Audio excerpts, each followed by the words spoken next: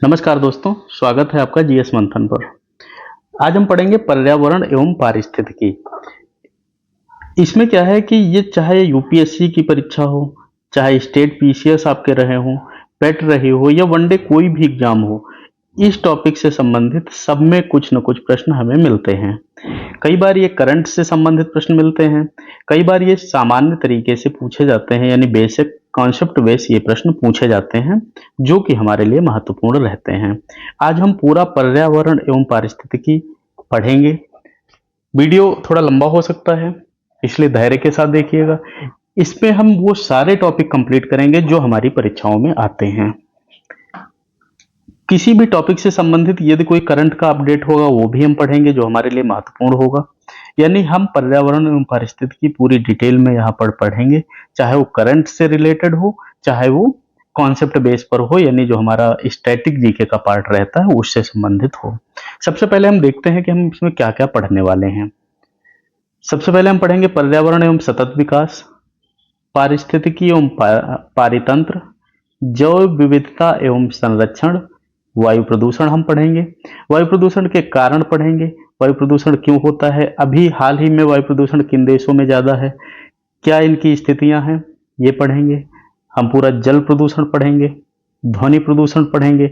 अम्लीय वर्षा से संबंधित कई बार प्रश्न आ जाते हैं, ये पूछे जाते हैं, ये भी हम पूरा पढ़ेंगे। इसके कारण पढ़ेंगे, हाल ही में कहाँ कहाँ अम्लीय वर्षा की संघटनाएं देखने को मिली हैं वो पढ़ेंगे।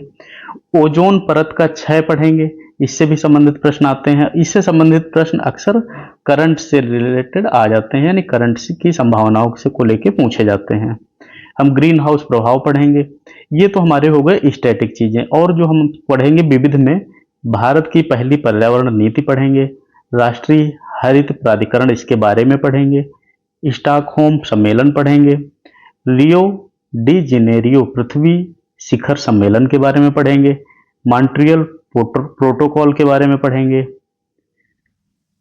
क्योटो प्रोटोकॉल पढ़ेंगे, पेरिस समझौता पढ़ेंगे, भारत की वायु अधिनियम, वायु प्रदूषण वाला जो है इसको पढ़ेंगे, जल अधिनियम पढ़ेंगे, वन्य जीव संरक्षण अधिनियम पढ़ेंगे, हरित अधिकरण पढ़ेंगे, एनजीटी जिसको बोलते हैं, पर्यावरण संरक्षण अधिनियम पढ़ेंगे, ठोस अपशिष्ट प्रबंधन नियम पढ़ेंगे, भारत की जैव विविधता नीति के बारे में पढ़ेंगे, प्रोजेक्ट टाइगर, प्रोजेक्ट एलिफेंट, वन्य जीव संरक्षण अधिनियम पढ़ेंगे, राष्ट्रीय स्वच्छ वायु कार्यक्रम पढ़ेंगे, पेरिस समझौता के बारे में पढ़ेंगे, क्योटो प्रोटोकॉल पढ़ेंगे, राष्ट्रीय हरित अधिकरण के बारे में पढ़ेंगे, नमामि गंगे के बारे में पढ़ेंगे, ई अपशिष्ट प्रबंधन के बारे में पढ़ेंगे, जलवायु परिवर्तन और कृषि के संबंध पढ़ेंगे, ऊर्जा और पर्यावरण पढ़ेंगे, राष्ट्रीय ऊर्जा स्वच्छ कोष यानी राष्ट्रीय स्वच्छ ऊर्जा कोष के बारे में पढ़ेंगे, राष्ट्रीय विद्युत नीति और पर्यावरण के बारे में पढ़ेंगे, प्लास्टिक प्रदूषण और नियम के बारे में पढ़ेंगे, जैव ईंधन नीति पढ़ेंगे, सतत विकास लक्ष्य यानी एसडीजी और भारत से इसके संबंध पढ़ेंगे।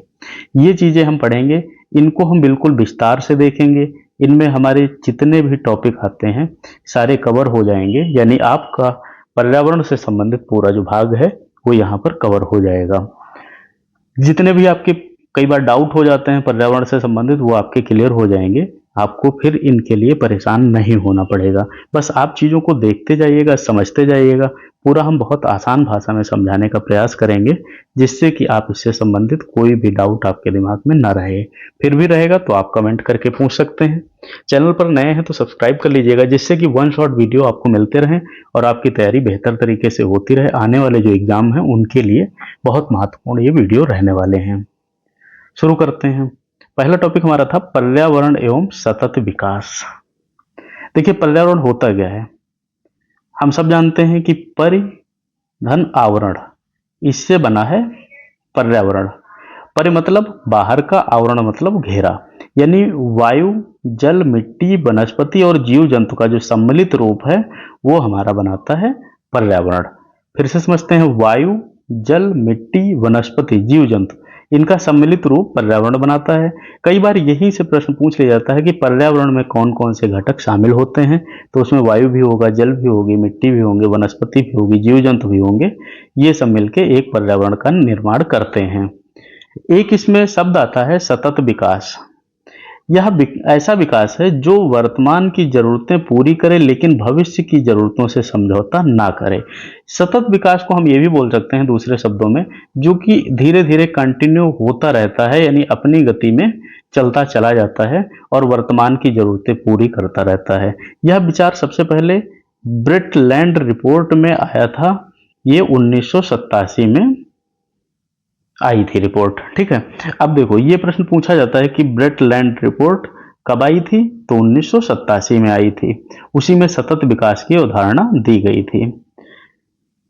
पर्यावरण में क्या क्या दिक्कतें आती हैं, जैसे कई बार चुनौतियां देख लेते हैं क्या क्या इससे संबंधित हो सकती है, यानी वायु प्रदूषण इसको परेशान करेगा। अभी हम एक ओवरव्यू लेते हैं, फिर हम डिटेल में भी इस चीज को समझेंगे। जैसे देखो वायु प्रदूषण में क्या है, दिल्ली एनसीआर में AQI संकट जो है 2024 के हिसाब से देखते हैं। जल प्रदूषण है, यानी गंगा यमुना के औद्योगिक अपशिष्ट हैं, जलवायु परिवर्तन है, असामान्य वर्षा, चक्रवात, ये चीजें इसके लिए चुनौतियां बनती हैं, यानी हमारे पर्यावरण के लिए चुनौतियां बनती हैं। जैव विविधता ह्रास, यानी हाथी, गंगा, डॉल्फिन जैसी प्रजातियां खतरे में आती हैं। प्लास्टिक और ई कचरा की समस्या बनती है। अब सतत विकास के 3 स्तंभ हैं। पहला क्या है, आर्थिक। देखो संसाधनों का विवेकपूर्ण उपयोग जो है, अब इसको क्या कह सकते हैं, नवीकरणीय ऊर्जा में निवेश। मतलब अब इसको समझते हैं। देखो आर्थिक दृष्टि से अगर हम देखते हैं तो नवीकरणीय ऊर्जा में यदि हम निवेश करेंगे तो हमारे जो संसाधन हैं उनका हम एक सही तरीके से प्रयोग कर पाएंगे। अगर हम उनका रीयूज करना चाहते हैं वो भी हम सही से कर पाएंगे, यानी हमारा कोई इसमें नुकसान नहीं होगा। दूसरा स्तंभ क्या रहेगा इसका, सामाजिक है। सामाजिक में है समानता और अवसर, शिक्षा, स्वास्थ्य की पहुंच जैसे उदाहरण है। समानता का अवसर हम देने का प्रयास करेंगे, यानी सामाजिक स्तंभ जो होगा कि सबको शिक्षा बराबर मिले। पर्यावरणीय पारिस्थितिकी संतुलन जो है ये वृक्षारोपण, प्रदूषण और नियंत्रण से संबंधित होगा। मतलब क्या है, देखो पहली चीज है हम एक ऐसा ढांचा बनाएंगे विकास के लिए जो कि नवीकरणीय ऊर्जा में निवेश करके बनाएंगे, जिससे संसाधनों का बराबर उपयोग हो सके और हमारी आर्थिक स्थिति सही हो सके।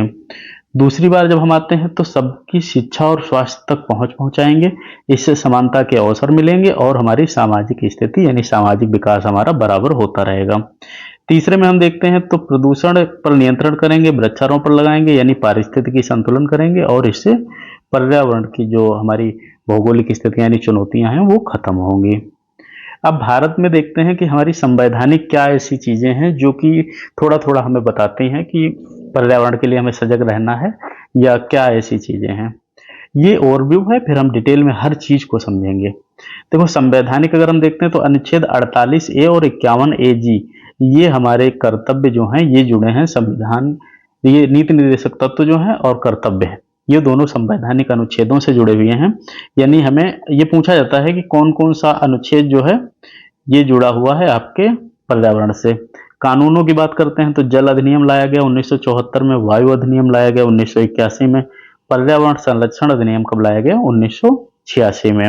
योजनाएं इससे संबंधित अभी कौन सी हैं, स्वच्छ भारत मिशन है, नमामि गंगे है, राष्ट्रीय सौर मिशन है, इलेक्ट्रॉनिक मोबिलिटी योजना इससे संबंधित बनाई गई। अब हम देखते हैं कि करंट अफेयर से संबंधित COP28 जो है दुबई में हुआ था 2023 में, जीवाश्म ईंधन से संबंधित था।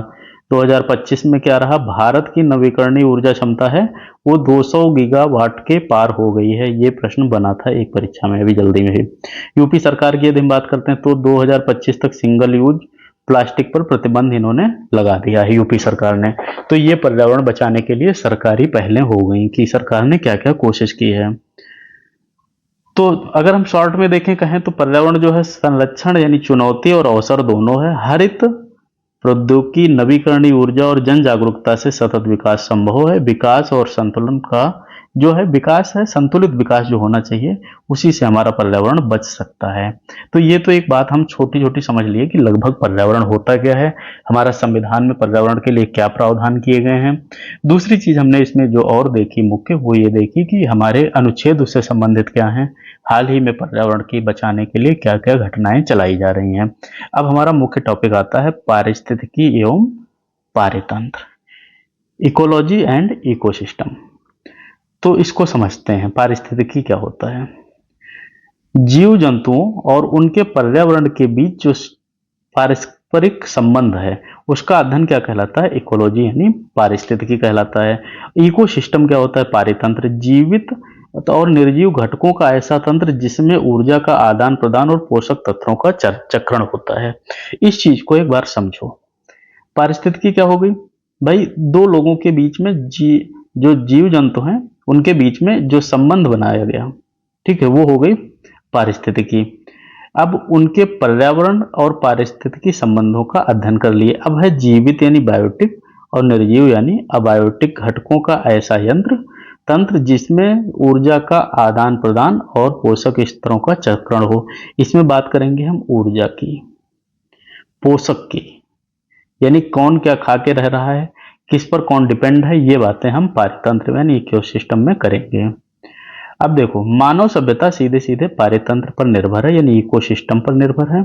भोजन, जल, ऊर्जा, स्वच्छ वायु, औषधि सभी पारितंत्र से प्राप्त होते हैं। पारितंत्र में क्या क्या चीजें हमने इकोलॉजी यानी जो हमने पारिस्थितिकी है उसमें देख लिया कि एक जगह है जिसमें इनका सबका क्या क्या संबंध है रहने वाले जीव जंतुओं का। अब हम देखते हैं जो सिस्टम यानी जो तंत्र है, पारितंत्र जो है, ये किस प्रकार से काम करता है। तो ये भोजन, जल, ऊर्जा, स्वच्छ वायु, औषधि, ये सभी पारितंत्र से प्राप्त होते हैं। यानी एक सिस्टम बना हुआ है कि इनके माध्यम से ये, इनके माध्यम से ये, इनके माध्यम से ये, ऐसे करके चलेंगे। पारितंत्र का संतुलन बिगड़ने से जलवायु परिवर्तन, जैव विविधता ह्रास और प्राकृतिक आपदाओं का खतरा हमेशा बढ़ा रहता है। इसके बारे में थोड़ा पढ़ लेते हैं जो हमारी परीक्षाओं में फैक्ट पूछे जाते हैं।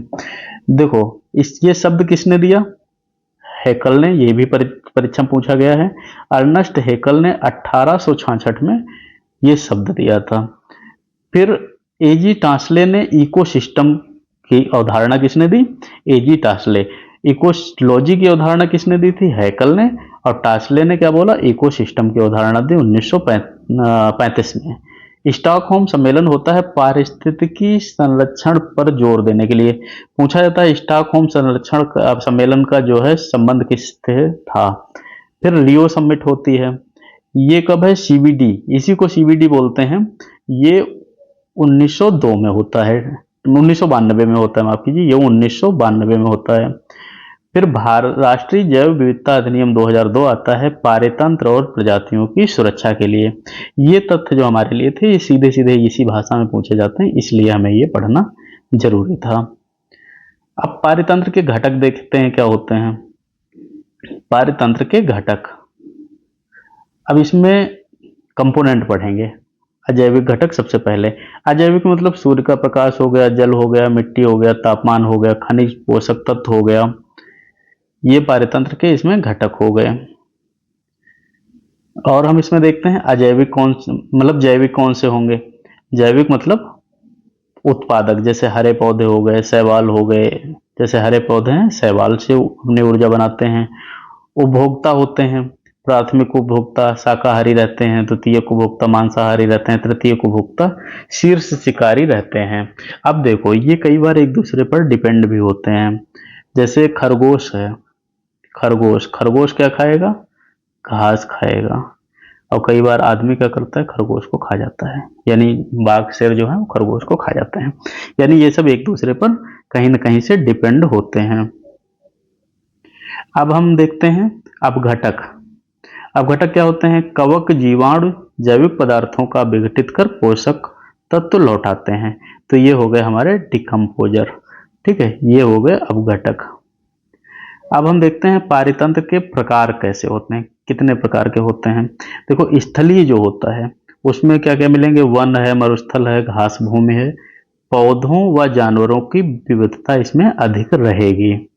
फिर आता है जलीय, इसमें क्या होगा, मीठा जल है, तालाब, झील, समुद्र, इसमें क्या शैवाल, मछलियां और प्रवाल भित्तियां पाई जाएंगी।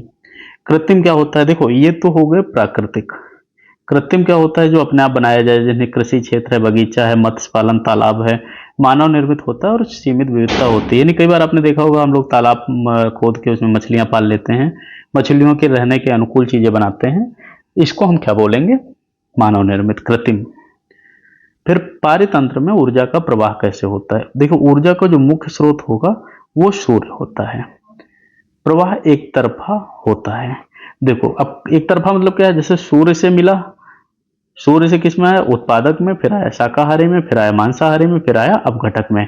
यानी सूर्य से उत्पादक, उत्पादक से कोई शाकाहारी, शाकाहारी से मांसाहारी, और ये ऐसे ऊर्जा चलती रहती है। ये ऊर्जा का घटक होता है। आशा है आपको ये चीजें समझ आ रही होंगी। समझ आ रही हैं तो आप वीडियो को लाइक भी करिएगा और चैनल पर नए हैं तो सब्सक्राइब भी करिएगा। मेहनत बहुत लगी है, आशा है कि आप पूरा मदद करेंगे। प्रत्येक स्तर को क्या कहेंगे? ट्रॉपिक लेवल कहते हैं। Trophic level. ये प्रश्न अभी आरओ की जो परीक्षा हुई थी उसमें यही पूछा गया था कि 10% का नियम जो है किसने दिया था? 10% का नियम लिंडमान ने दिया था। ठीक है, ये दिया था लिंडमान ने, यही पूछा गया था। अच्छा, ये 10% मतलब क्या है?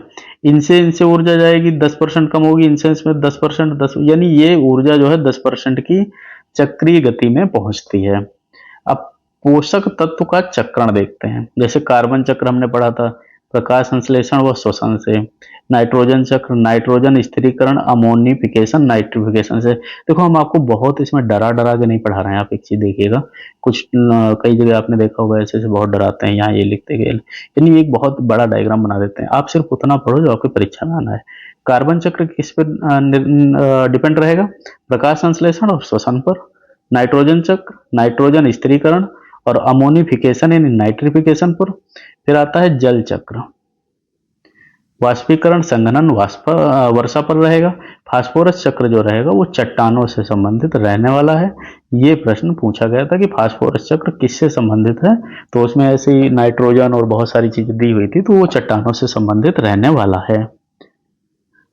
अब भारत के इस क्षेत्र में देखते हैं वन पारितंत्र क्या होते हैं। जैसे हिमालयी वन है, शुष्क है, पर्वतीय है, सदाबहार है।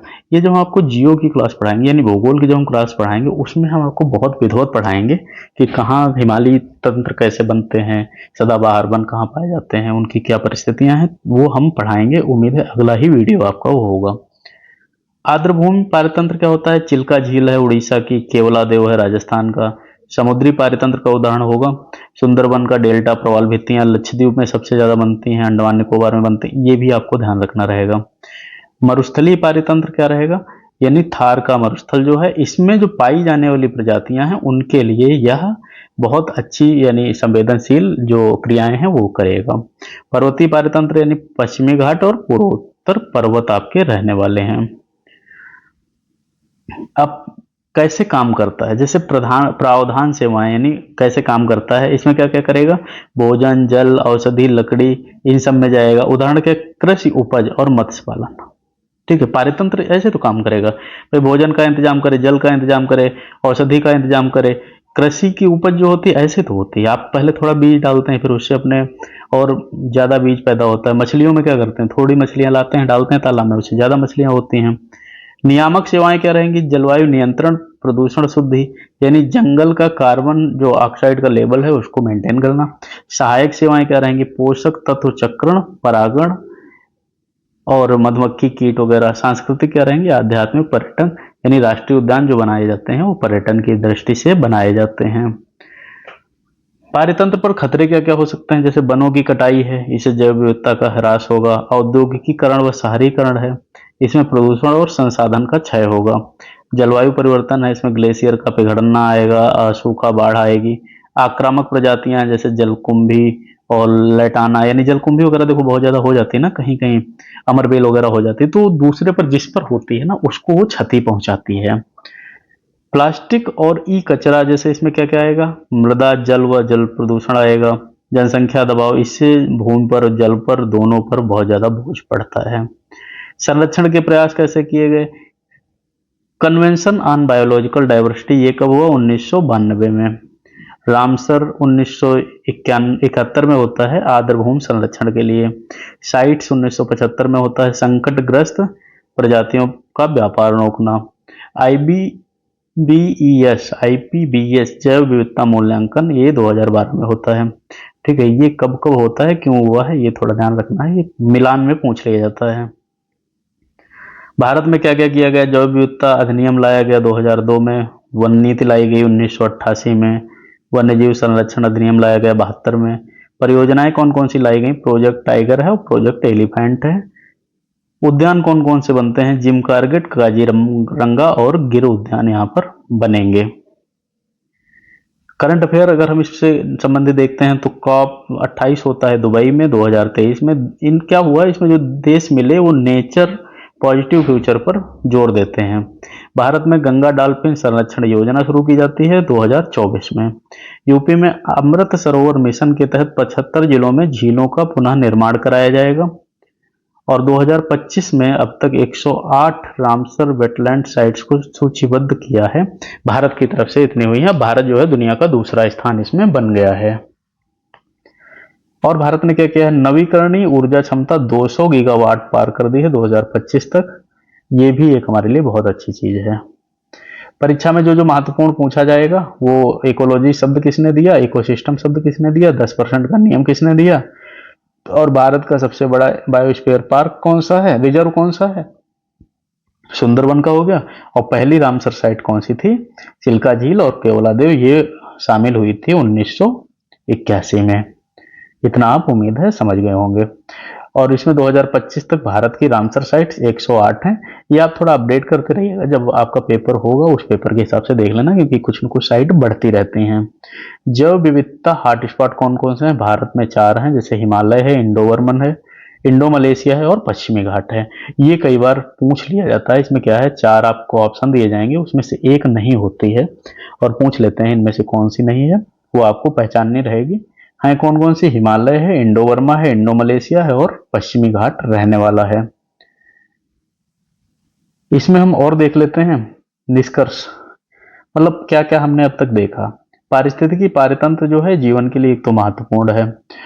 इसमें विकास और संरक्षण का संतुलन बनाना आवश्यक है। इसका मतलब क्या होता है, कई बार हम डेवलपमेंट करते जाते हैं और हम ये भूल जाते हैं कि इससे कितना नुकसान हो रहा है, यानी पर्यावरण को कितना नुकसान हो रहा है। हमने कंपनी लगा दी और धीरे धीरे उससे हमारा पर्यावरण को नुकसान हो रहा है, जो कि हमारे लिए बहुत खतरनाक साबित होता है। तो ये भी हमें थोड़ा ध्यान रखना है। अगला टॉपिक है जैव विविधता एवं जैव संरक्षण। इसमें भी हम उसी तरीके से पढ़ते चलेंगे कि हमारे लिए क्या क्या इंपॉर्टेंट रहने वाला है, जो हमारी परीक्षा की दृष्टि से महत्वपूर्ण है। अब तक आप उम्मीद है समझ गए होंगे पैटर्न अपना, और चैनल पर नए हैं तो आप सब्सक्राइब जरूर करिएगा। कोई आपका सवाल हो तो आप हमें कमेंट कर सकते हैं।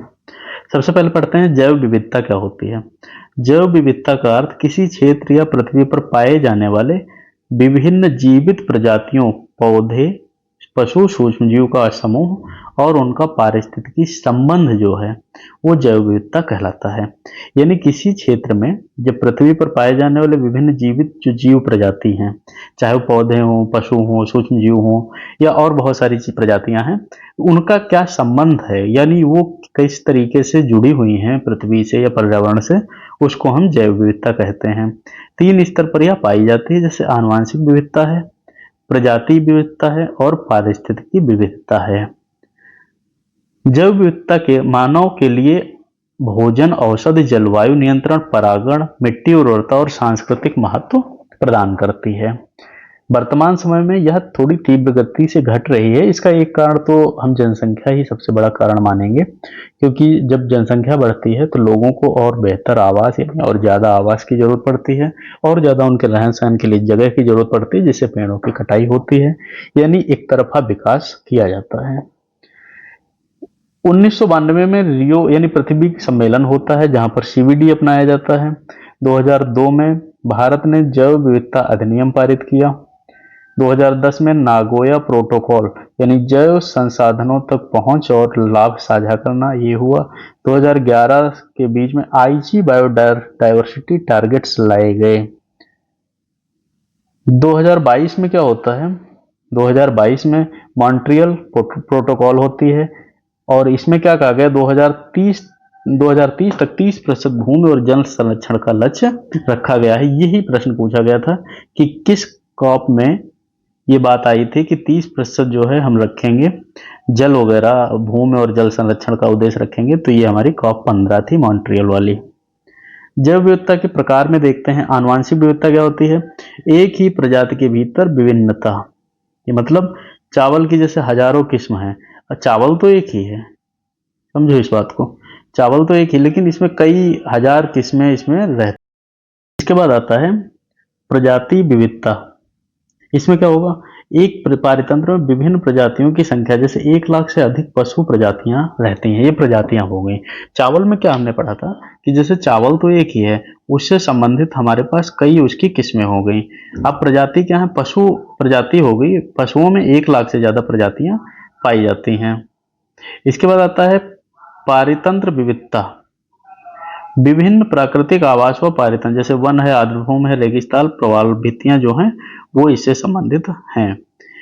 फिर आती हैं भारत में जैव विविधता। भारत में जैव विविधता, इसमें क्या है? भारत विश्व की कुल 2.4% भूमि पर 8% प्रजातियों का घर यहाँ पर है। कुल कितना है? लगभग 47,000 पौधे और 96,000 पशु प्रजातियां पाई जाती हैं। भारत के जैव विविधता स्पॉट जो हैं वो 4 हैं। यहाँ पर जो जैव विविधता के स्पॉट हैं वो 4 हैं। कौन कौन सा है? जैसे हिमालय है, इंडो बर्मा क्षेत्र पूर्वोत्तर का है, इंडो मलेशिया यानी अंडमान निकोबार वाला क्षेत्र है, और पश्चिमी घाट है। प्रमुख बायोस्फीयर जो हैं यहाँ पर वो कौन से हैं, जो हमारी परीक्षाओं में पूछे जाते हैं? सुंदरवन है, नंदा देवी है, नीलगिरी है, अंडमान है। भारत को मेगा डाइवर्सिटी नेशन भी माना जाता है। फिर हम देखते हैं जैव विविधता का महत्व क्या है। जैव विविधता जो है वो हमारे लिए महत्वपूर्ण क्यों है, क्यों हमें इसके बारे में विचार करना पड़ता है, क्यों देशों की इसके लिए कॉन्फ्रेंस होती हैं, क्यों देश इसमें शामिल होते हैं, और क्या उससे हमें लाभ मिलता है। देखिए, पहला क्या है? महत्व पारिस्थितिकी है, यानी खाद्य श्रृंखला और खाद्य जाल को ये बनाए रखता है। खाद्य श्रृंखला और खाद्य जाल का मतलब ये होता है कि जैसे कौन क्या खाएगा। जैसे अभी मान लो घास है, घास पशु खाते हैं, अब पशु ने घास खाया तो थोड़ी घास कम हुई, पशुओं का जीवन चलता रहा, फिर कोई अगला आएगा वो पशु को खाएगा, यानी ऐसे इनका जो एक श्रेणी क्रम है वो बरकरार रखता है। पोषक तत्व चक्रण और ऊर्जा का प्रवाह इसमें मजबूत रहता है, और जलवायु का संतुलन बना रहता है। आर्थिक दृष्टि से अगर हम देखते हैं तो औषधियां यानी 70% आधुनिक दवाएं यहाँ से मिलती हैं, और जैव विविधता से मिलती हैं। कृषि और पशुपालन, यानी कृषि के लिए आपने देखा होगा, या पशुपालन जब हम करते हैं तो हमारी आर्थिक स्थिति उससे सही होती है। पर्यटन और आजीविका में भी इसका बहुत योगदान है। धार्मिक महत्व क्या है? जैसे पीपल है, तुलसी है, गंगा डॉल्फिन है, और ये सब पूजने वाले पेड़ होते हैं, पौधे होते हैं, और इससे लोक परंपराएं जीवित रहती हैं। आपको एक बात बताएं, याद रखिएगा, मुझे नहीं पता है कि ये बात सही है, लॉजिकल है या नहीं है, लेकिन पुराने समय में हर एक गांव में, जो लोग हम लोग गांव से हैं, तो उनमें एक ऐसे पेड़ होते थे जिनकी पूजा की जाती थी। कहा जाता था पीपल वगैरह पूजा किए जाते हैं, पेड़ पूजे जाते हैं, और पीपल से ऑक्सीजन सबसे ज्यादा मिलती है, और पीपल का पेड़ लगभग सभी गांवों में बाहर लगा होता था गांव के।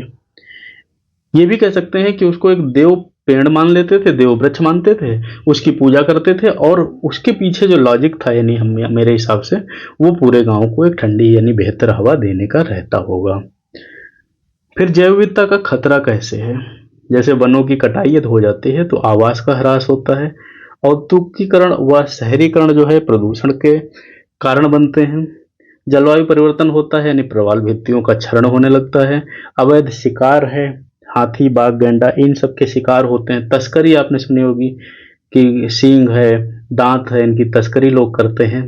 आक्रामक प्रजातियां जो हैं, जैसे जलकुंभी है, लैटाना है, ये पूरे पूरे तालाब के ऊपर खुद को फैला लेती हैं, तालाब के नीचे जो है विविधता को यानी एक बेहतर विकास को नहीं होने देती हैं। मछली पकड़ना, खनन, ये सब अत्यधिक दोहन होते हैं, जिससे कि कहीं ना कहीं से हमारा पर्यावरण प्रभावित होता है। संरक्षण कैसे किया जा सकता है? ये शब्द ही पूछा जाता है, इन सितु, ये एक बार यूपीएससी में भी पूछा गया था। देखो, स्थल आधारित जो संरक्षण होते हैं उनको इन सितु कहते हैं। जैसे राष्ट्रीय उद्यान बनाना, इसके बाद आता है वन्य जीव अभ्यारण्य बनाते हैं, वन्यजीव अभ्यारण्य, वन्यजीव अभ्यारण्य बनाते हैं, बायोस्फीयर रिजर्व बनाते हैं, पवित्र उपवन बनाते हैं। ये हो गए हमारे इन स्तु संरक्षण। यानी इसके बाद क्या आता है, स्थल से बाहर संरक्षण कैसे करते हैं, जैसे चिड़ियाघर हो गया, वनस्पति उद्यान हो गया, बीज बैंक हो गया। ये जो हम बाद में बना लेते हैं, जैसे हमने चिड़ियाघर बनाया तो चिड़ियाघर में हमने क्या किया, बहुत सारे प्रजातियों के पशु पक्षी या जानवर लाके रख दिए, उनको हमने संरक्षण भी दिया और कहीं ना कहीं से हमारा एक व्यापारीकरण भी उससे हो जाता है, संरक्षण भी बेहतर रहता है। शहर अगर हम इसको बनाते हैं शहर के अंदर तो हमारी वायु प्रदूषण जो है वो भी कम होता है, क्योंकि इसमें पेड़ वगैरह बहुत लगाए जाते हैं। तो ये सब किस प्रकार के संरक्षण है, बाहर वाले संरक्षण है। प्राकृतिक संरक्षण में क्या होगा, जैसे उद्यान बना दिया, बगीचे बना दिए, वो चीजें जो खुद से उत्पन्न होती हैं उनको हम प्राकृतिक यानी इंस्तु कहते हैं। योजनाएं कौन कौन सी चलाई गई, इन योजनाओं को हम बाद में, अभी जब विविध वाला पार्ट पढ़ेंगे तो उसमें हम बाद में पूरी योजनाएं भी पढ़ेंगे। प्रोजेक्ट टाइगर बनाया गया 1973 में, बाघ संरक्षण से संबंधित था। प्रोजेक्ट एलिफेंट 1992 में हाथी संरक्षण से संबंधित था। राष्ट्रीय जैव विविधता प्राधिकरण ये 2003 का था। कैंपा फंड ये वनों की पुनर्स्थापना के लिए था। मिशन लाइफ 2022 आया पर्यावरण अनुकूल जीवन शैली के लिए। ई गवर्नेंस परियोजना भारत जैव विविधता सूचना प्रणाली। अब देखो ये पूछा जाता है, कोई भी योजना का नाम दे दिया जाएगा, फिर पूछा जाएगा कि वो किससे संबंधित थी। मिशन लाइफ जो है ये पूछा भी गया था, तो ये पर्यावरण अनुकूलन से संबंधित है। इसमें कई वो दिया गया था कि बच्चों के जीवन को बचाने के लिए, ऐसे संबंधित कुछ ऑप्शन दिया गया था, लेकिन ये पर्यावरण से संबंधित है। अंतर्राष्ट्रीय पहल कौन कौन सी है, सीबीडी लाई गई, convention on biological diversity, sites लाया गया 1975 में, संकटग्रस्त प्रजातियों के व्यापार को रोकना, रामसर कन्वेंशन, आर्द्रभूमि संरक्षण अभी आपको बताया भी था, ये चीजें लाई गई। ये अंतर्राष्ट्रीय स्तर पर हमारे लिए शुरू की गई चीजें। करंट अफेयर क्या क्या इससे बना है इस टॉपिक से 2024-25 में, देखो भारत की रामसर साइट जो है 108 विश्व में दूसरा स्थान हो गया। 2024 में अगर भारत ने गंगा डॉल्फिन संरक्षण की योजना शुरू की। कॉप 28 कहाँ हुआ, दुबई में हुआ। भारत ने जैव विविधता संरक्षण पर नवीकरणीय ऊर्जा पर जोर दिया। 2025 में उत्तराखंड सरकार ने हिम तेंदुआ संरक्षण केंद्र स्थापित किया। पूछा गया प्रश्न था कि हिम तेंदुआ संरक्षण केंद्र कहाँ बनाया गया, उत्तराखंड सरकार द्वारा। 2024 में ग्लोबल टाइगर डे पर भारत ने घोषणा की कि देश में बाघों की संख्या 3167 हो गई है। ये 75% आबादी है दुनिया की। कितनी हो गई, 3167। ये बिल्कुल शब्द बाई शब्द पूछा जाता है। अब हमारे लिए इसमें क्या क्या ऐसा महत्वपूर्ण हमें मिला पढ़ने को, इतने सब में एक नजर में देख लेते हैं। जैव विविधता शब्द किसने दिया, वाल्टर जी रोजेन ने। कितने हॉटस्पॉट हैं, 4। जैव विविधता अधिनियम कब आया, 2002 में। राष्ट्रीय जैव विविधता प्राधिकरण एनबीए मुख्यालय कहाँ है, चेन्नई में। भारत में सबसे पुराना राष्ट्रीय उद्यान जिम पार्क कॉर्बेट कहाँ पर है, 1936 में बना था। राष्ट्रीय जैव विविधता प्राधिकरण एनबीए कहाँ है, चेन्नई में ऑफिस है, मुख्यालय इसका चेन्नई में है। भारत में सबसे पुराना राष्ट्रीय उद्यान जिम कॉर्बेट 1936। सबसे बड़ा बायोस्फीयर रिजर्व सुंदरबन। भारत के पास 8% ज्ञात जो है विश्व की प्रजातियां पाई जाती हैं। इसमें चुनौतियां क्या क्या हैं, देखो संरक्षण विकास के बीच संतुलन बनाना एक चुनौती ही है। अवैध वन्यजीव व्यापार एक चुनौती है। स्थानीय समुदायों की भागीदारी की कोई कमी काफी रहती है। जलवायु परिवर्तन के असर को कम करना।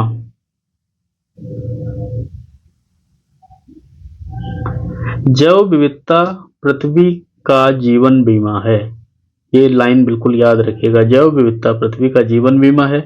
यदि यह नष्ट हो जाती है तो पारिस्थितिकी तंत्र का संतुलन बिगड़ जाएगा और मानव अस्तित्व खतरे में पड़ जाएगा। जैसे मेगा बायोडायवर्सिटी देश के लिए चुनौती और अवसर दोनों है।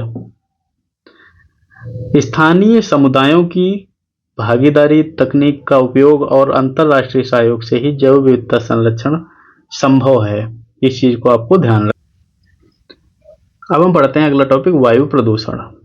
ये हमारे लिए महत्वपूर्ण है, कई बार ये पूछा जाता है इससे संबंधित। डायरेक्ट तो खैर ये नहीं पूछा जाता है, लेकिन इससे संबंधित कुछ न कुछ सवाल जरूर पूछे जाते हैं। वायु प्रदूषण का अर्थ क्या है, देखिए वायुमंडल में हानिकारक गैसों, कणों व रासायनिक पदार्थों की मात्रा जब बढ़ जाती है तो हम कहते हैं कि वायु प्रदूषण हो गया। वही वायुमंडल है, इसको इसने खुद को बैलेंस कर रखा है। अब अचानक इसमें गैसें आने लगी, रासायनिक पदार्थ आने लगे, कण आने लगे धूल के, और ये दूषित हो गया, तो हम कहते हैं कि इस क्षेत्र में एक दूषण आ गया, यानी प्रदूषण आ गया है। यह प्राकृतिक ज्वालामुखी, धूल भरी आंधी और मानवीय वाहन उद्योग पराली दोनों के कारण से होता है। आप कई बार पढ़ते होंगे ना, दिल्ली में पराली का धुआं आ गया, महीना भर कुछ नहीं दिख रहा है, आंखों की बीमारी हो गई है, वो प्रदूषण बनने का कारण ही होता है। इसके बाद हम इसमें देखेंगे, विश्व स्वास्थ्य संगठन के अनुसार वायु प्रदूषण दुनिया में प्रत्येक वर्ष लगभग 70 लाख मौतों का कारण है। ये WHO का डाटा है। ये प्रश्न पूछा जाता है, या फिर हमें अगर मेंस में लिखना रहे तो वहां पर हम इसको मेंशन कर सकते हैं कि 70 लाख मौतों का कारण जो है वायु प्रदूषण है। भारत में दिल्ली, कानपुर, लखनऊ, पटना, वाराणसी जैसे शहर लगातार प्रदूषण सूची में ऊपर रहते हैं। अब ये देखते हैं कि वायु प्रदूषण होता कैसे है। देखिए, कुछ प्राकृतिक कारण इसके हैं, जैसे ज्वालामुखी विस्फोट हो गया, जंगल में आग लग गई, धूल भरी आंधियां चलने लगी, समुद्री लवण समुद्री प्रदूषण का कारण बनता है। देखो, जैसे कोई विस्फोट होता है तो एकदम से एक गैस निकलती है, एकदम से लावा निकलता है, एकदम से बहुत सारे ऐसे कण निकलते हैं जो कि यहाँ का संतुलन बिगाड़ देते हैं। मान लो कोई एक ऐसा कुछ गोला आ गया, एकदम से हो गया, यानी शांत रह रहा था ये एरिया, शांत था, उसमें धूल के कण पहुंच गए, उसने इसको डिस्टर्ब कर दिया। कोई जंगल में आग लग जाती है, अब जंगल में जब आग लगती है तो एकदम से धुएं के कण निकलेंगे, धुएं के कण निकलेंगे यानी उस एरिया को वो लोग दूषित कर देंगे। धूल भरी जब आंधियां चलती हैं तो एक सामान्य स्थिर जल है, मान लो उसमें एकदम से कुछ आ गया तो वो उसको डिस्टर्ब करता है। फिर कुछ इसके मानव जनित कारण होते हैं, प्राकृतिक के साथ साथ हम लोग भी इसका दोहन बहुत ज्यादा करते हैं। जैसे औद्योगिक गतिविधियां हैं, कोयला आधारित बिजली घर है, सीमेंट है, रसायन है, इन उद्योगों से बहुत धूल कण निकलते हैं। या फिर ये जो पेट्रोल डीजल से हैं, nitrogen, carbon dioxide, sulphur dioxide, ये सारे जो वाहन से निकलती गैसें हैं, ये भी प्रदूषित करती हैं। कृषि गतिविधियां जैसे हैं पराली जलाना, या कीटनाशक जब हम बहुत ज्यादा डालते हैं तो कीटनाशक कहीं ना कहीं से वायु को दूषित करते हैं। घरेलू प्रदूषण प्रदूषण क्या क्या होता है, जलवायु, कोयला, गोबर के उपले जलाना। निर्माण कार्य जब होता है तो बहुत ज़्यादा धूल निकलती है, जो कि जिनका साइज बहुत कम रहता है, PM10 के आसपास साइज रहता है, वो भी प्रदूषण को बढ़ावा देते हैं। अब हम देखते हैं कि प्रदूषक और उनके प्रभाव क्या क्या होते हैं। अगर 2.5 और 10 है, PM2.5 या PM10 है, तो ये वाहन और धूल उद्योग से आएंगे, फेफड़े में जमा होकर दमा और कैंसर जैसी बीमारी बनाते हैं। SO2 यानी सल्फर डाइऑक्साइड जो है, ये कोयले के जलने से मिलती है। अम्लीय वर्षा श्वसन रोग इसके कारण बनता है। नाइट्रोजन ऑक्साइड जो है, वाहन बिजली घर से निकलेगा, धुंध है, नाक और आंख में जलन होने लगेगी। फिर अगली चीज देखते हैं, कार्बन मोनोऑक्साइड जो है, CO, ये अधूरा दहन के कारण होती है, रक्त में ऑक्सीजन की कमी हो जाएगी। ओजोन वाहन उत्सर्जन से निकलेगी, श्वसन तंत्र पर असर डालती है। शीशा, पेट्रोल यानी अनलेडेड बैटरी वगैरह से निकलता है, तंत्रिका तंत्र को नुकसान करता है। ये प्रश्न पूछा गया था कि यदि वायुमंडल में शीशे की मात्रा बढ़ जाती है तो क्या दिक्कत होती है, तंत्रिका तंत्र प्रभावित होता है। अब देखो, इससे जैसे दमा, फेफड़ा, कैंसर रोग हो जाते हैं, बच्चों बुजुर्गों पर असर पड़ता है। WHO जो इसकी रिपोर्ट 2004 की है, तो भारत में हर 5 में से 1 मृत्यु का कारण वायु प्रदूषण होता है। फिर पर्यावरण पर क्या प्रभाव पड़ेगा, जैसे अम्लीय वर्षा हो जाएगी तो इसमें मिट्टी और जल स्रोतों की गुणवत्ता थोड़ा घट जाएगी। ओजोन का क्षरण यदि हो गया तो क्या होगा, पराबैंगनी किरणों का बढ़ना हो जाएगा। धुंध, दृश्यता और दुर्घटनाएं जो हैं, ये सब बढ़ जाएंगी। इससे आर्थिक क्या क्या होता है, स्वास्थ्य पर खर्च में वृद्धि हो जाएगी, कृषि उपज में कमी हो जाएगी, पर्यावरण और श्रम उत्पादकता में भी गिरावट देखने को मिलेगी। भारत में देखते हैं क्या स्थिति है। कई शहर ऐसे हैं जो मोस्ट पॉल्यूटेड सिटी में आते हैं। दिल्ली, NCR हर साल अक्टूबर नवंबर में ये सीवियर पॉल्यूशन स्थिति में पहुंचता है। 2024 में CPCB की रिपोर्ट के अनुसार 80% शहरी ग्रामीण क्षेत्र राष्ट्रीय मानकों से अधिक प्रदूषण झेल रहे हैं, यानी जो हमारे मानक बनाए गए हैं उनसे भी ज्यादा प्रदूषण झेल रहे हैं। उत्तर प्रदेश, बिहार, पंजाब, दिल्ली जो है, ये बहुत ज्यादा प्रभावित राज्य हैं। अब कानून और नीति इस पर क्या बनाई गई, संवैधानिक नीतियां भी बनाई गई हैं। जैसे अनुच्छेद 48 से क्या कहता है, राज्य का कर्तव्य है कि वह पर्यावरण व वनों की रक्षा करे। अनुच्छेद 51 ये क्या कहता है, प्रत्येक नागरिक का कर्तव्य है कि वह पर्यावरण की रक्षा करे। ये तो हमारे हो गए कर्तव्य, ठीक है, जो संवैधानिक संरक्षण इसको प्रदान करते हैं। इसके बाद आता है कानून कौन कौन से बने। वायु प्रदूषण निवारण एवं नियंत्रण कानून 1981 बना है। पर्यावरण संरक्षण अधिनियम 1986 बना है। राष्ट्रीय हरित अधिकरण अधिनियम जो है 2010 यानी एनजीटी जो है 2010 में बनाया गया था। इसके अलावा इसमें देखते हैं कुछ सरकारी कार्यक्रम चलाए गए, जैसे राष्ट्रीय स्वच्छ वायु कार्यक्रम बना, चला 2019 में। 2026 तक 20 से 30% पीएम स्तर घटाने का इसमें लक्ष्य रखा गया था। प्रदूषण नियंत्रण बोर्ड सीपीसीबी बना है निगरानी करने के लिए। ग्रेडेड रिस्पांस एक्शन प्लान ये दिल्ली में लागू किया गया। BS6 ईंधन मानक यानी 2020 से आपने देखा होगा BS6 की ही गाड़ियां चलना शुरू हो गई हैं। उज्ज्वला योजना क्या आई है, घरेलू प्रदूषण को कम करने के लिए सिलेंडर वगैरह दिए जाते हैं, जिससे प्रदूषण कुछ कम करने का प्रयास किया जा रहा है। वैश्विक पहलों में क्या क्या पढ़ेंगे, स्टॉकहोम सम्मेलन जो है 1972 में पर्यावरण पर पहला वैश्विक सम्मेलन ये हुआ था। UNFCCC 1992 यानी पर्यावरण जलवायु परिवर्तन समझौता ये है। क्योटो प्रोटोकॉल कब होता है, 1997 में ग्रीन हाउस गैसों को कम करने का एक समझौता होता है। पेरिस समझौता 2015 में होता है। तापमान वृद्धि को 1.5 डिग्री सेंटीग्रेड तक सीमित करने का इसमें लक्ष्य रखा जाता है। इसके बाद क्या होता है, हमारे लिए कुछ इसमें महत्वपूर्ण चीजें हैं जो करंट से संबंधित हैं। COP28 यानी दुबई में होता है। ये मैं बार बार क्यों पढ़ रहा हूँ, क्योंकि ये आपकी परीक्षा के लिए महत्वपूर्ण रहने वाला है। जीवाश्म ईंधन से धीरे धीरे दूरी का संकल्प लेते हैं। 2024 में भारत सरकार ने NCAP की समय सीमा 2026 तक बढ़ाई है। फिर 2025 में क्या होता है, दिल्ली में एयर क्वालिटी मॉनिटरिंग के लिए AI आधारित प्रणाली शुरू की गई। उत्तर प्रदेश सरकार पराली प्रबंधन हेतु 500 नई बायो CNG प्लांट स्थापित करने की योजना बनाती है। 2024 जो है इसमें WHO में दिल्ली और गाजियाबाद फिर से सबसे प्रदूषित शहरों में गिने जाते हैं। 2025 में भारत हाइड्रोजन मिशन के तहत ग्रीन हाइड्रोजन बसों का प्रोजेक्ट शुरू किया गया, ये हमारे लिए महत्वपूर्ण है। वायु प्रदूषण अधिनियम कब आया, 1981। CPCB की स्थापना 1974। 2026 तक NCAP का लक्ष्य रखा गया है। PM 2.5 और PM 10 में 30% की कमी रखी जाएगी। भारत विश्व का सबसे प्रदूषित शहर है 2024 के अनुसार, प्रदूषित देश है। एयर क्वालिटी इंडेक्स में 6 श्रेणियां हैं, गुड टू सीवियर। BS6 यानी यूरो 6 के बराबर माना जाएगा। समाधान क्या क्या है, देखिए इलेक्ट्रिक वाहन और सार्वजनिक परिवहन जो है इसको कंट्रोल किया जाएगा। स्वच्छ ईंधन CNG LPG हाइड्रोजन का प्रयोग किया जाएगा। निर्माण स्थलों पर धूल का नियंत्रण किया जाएगा। प्रदूषण नियंत्रण उपकरणों का प्रयोग किया जाएगा। भाई इसके लिए सख्त कानून लागू करने पड़ेंगे। शहरों में हरित क्षेत्र बढ़ाना पड़ेगा। नवीनीकरण ऊर्जा को बढ़ाना पड़ेगा। जन जागरूकता अभियान चलाने पड़ेंगे। प्रभावी पराली प्रबंधन में किसानों की भागीदारी चाहिए रहेगी। व्यक्तिगत स्तर पर वाहन साझा करना चाहिए और वृक्षारोपण करना चाहिए। आप एक चीज ये ध्यान दे रहे होगे कि मैं आपको ये एक्स्ट्रा चीजें पढ़ाता हूँ, ये इसलिए पढ़ा रहा हूँ कि आपको कल जब कुछ लिखना रहे, ऐसे वगैरह लिखना रहेगा, तो आपको शब्द तो मिलने चाहिए ना, कि आप इनको हेडिंग बना के आप इसमें काफी कुछ लिख सकते हो।